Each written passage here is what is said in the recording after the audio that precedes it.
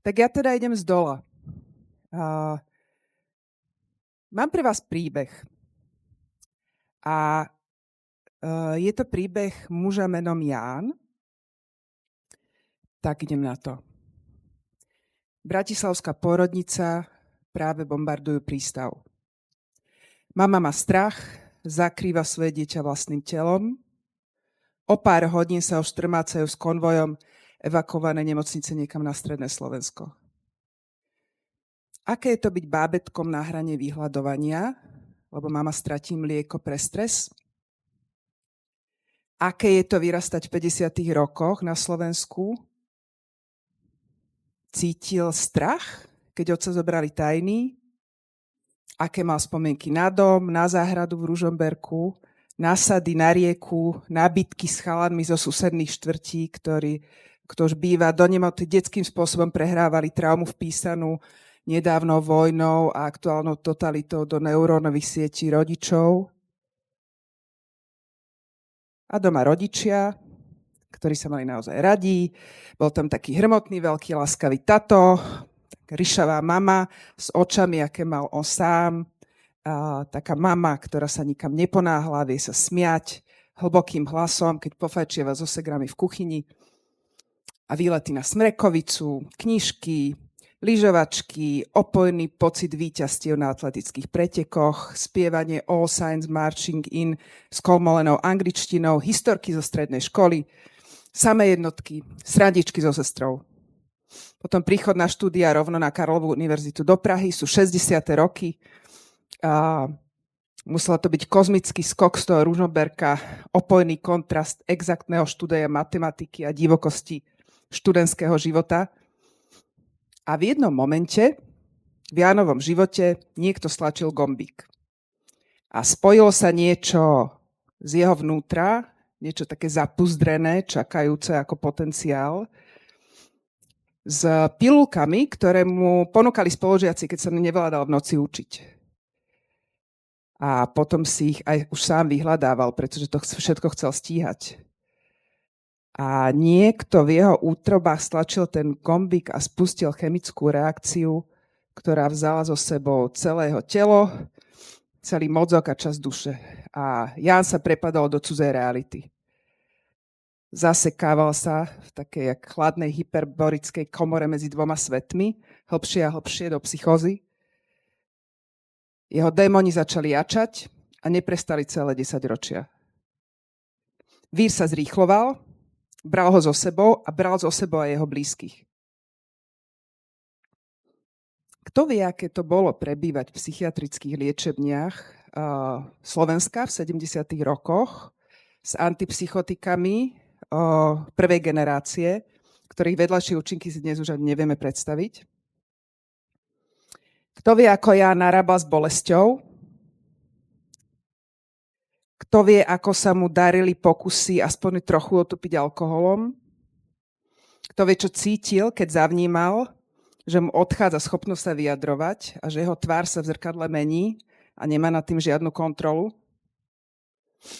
Neviem, koľkokrát utiekol a stratil sa na predmestí, ale niekedy okolo roku 1985 jeho sestra, zvalcovaná normalizáciou, emigrovala do Nemecka.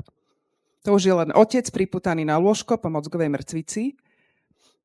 A keď Ján 7-krát ušiel z liečebne, to bolo tak tesne po nežnej revolúcii. Bol to taký večer, namesto sa elegantne znášali vločky snehu, poslali ho hľadať toho policajta, ktorý ho už naháňal 3-krát, zase mu vyšla služba. November ako dnes, mrzlo, policajt prešiel mestom a pred nájazdom na most SNP z Petržalskej strany minul v priekope tieň. Vo vykúrenom aute mu vyhrávali koledy, išiel ďalej. Ján tú noc prežil a vydržal do jary. Živil sa odpadkami v kontajneroch. Sestra po revolúcii konečne ju pustili do Československa, hľadala ho, mesiace križovala mesto, oslovovala tulákov, ale žiaden z nich nemal tie oči, jej bráchu, také tie smejavé, čo mala aj mamka. Ján spával v nočných autobusoch, možno ste ho niekto, neviem, či to staršie ročníky ako ja, občas stretávali v tom nočáku, čo chodil na trase centrum Petržalka. Možno si tam spomínate na takého starého chlapa v 2 hnedých bundách, čo strašne smrdel na zadných sedadlách. Ján umrel na zastávke na námestí Hraničiarov s prvým jarným marcovým lejakom nad ránom v roku 1990. A teraz vám poviem, ako to bolo naozaj.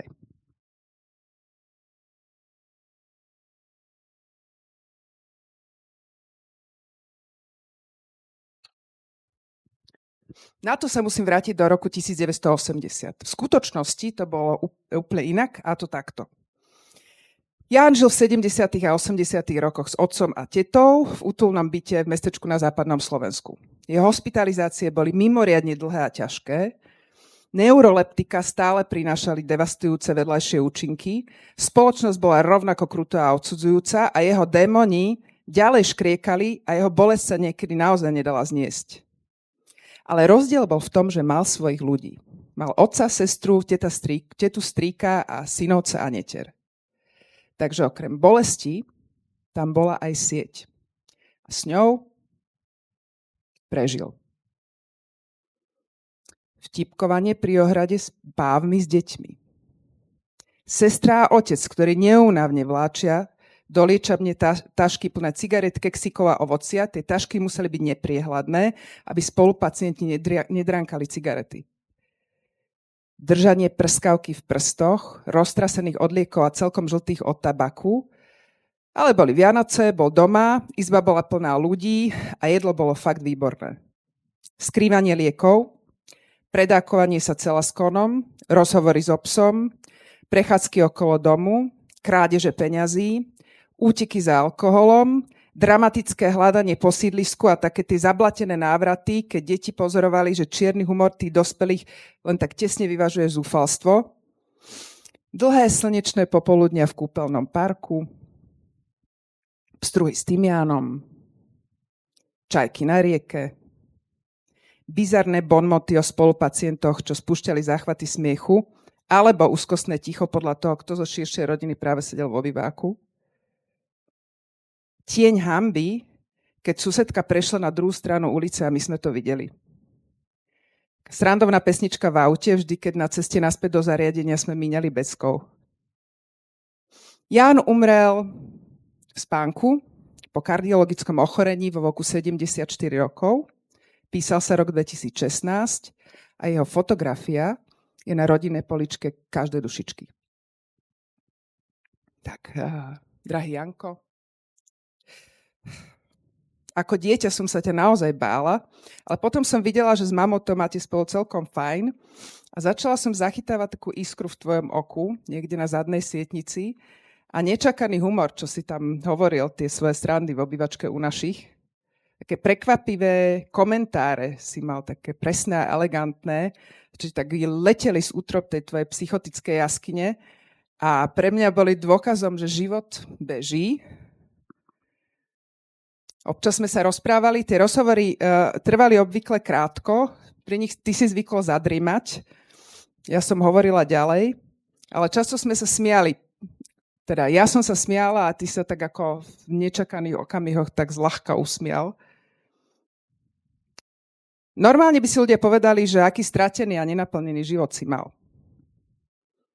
A ty si zatiaľ išiel a vzal si na seba potlačené transgeneračné traumy našej rodiny a niesol si ich na vlastnom tele až do konca. No a je jasné, že si v nás budoval totálne podráždenie. Mali sme pocity viny, hanbili sme sa za teba, pozerali sme sa na teba a bol si obrazom našho vlastného zlyhania.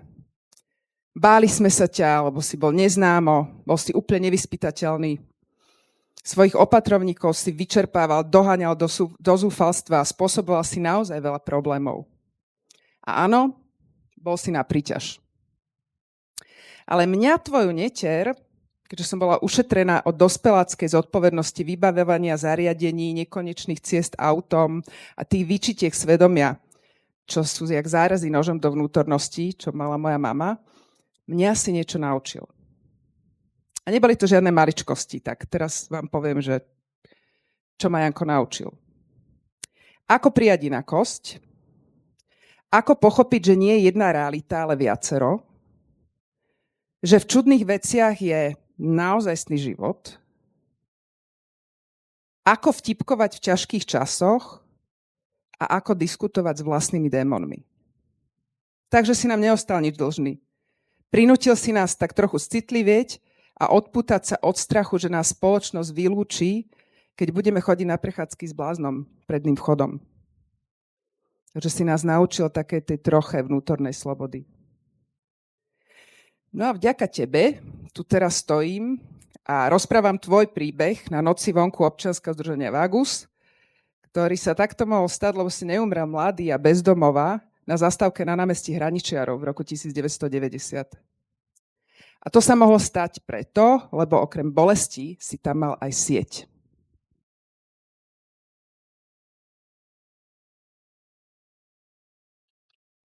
Mohla by som vám teraz rozprávať odborne o kolektívnych projektívnych identifikáciách alebo o sekundárnych psychologických procesoch pri polarizácii spoločnosti. Mám pripravené niekde citáty Hoppera, Mindela, Shapiro, Junga, ale nechce sa mi. Lebo nakoniec, podľa mňa, vždy závaží to, čo je osobné. A ako vieme, príbehy sú dáta s dušou, preto aj vznikla kvalitatívna veda. A ako vieme, demokracia je vlastne veľmi intimná záležitosť. A toto bol pravdivý príbeh Jána. A škrtnite si posledné písmeno. Ďakujem.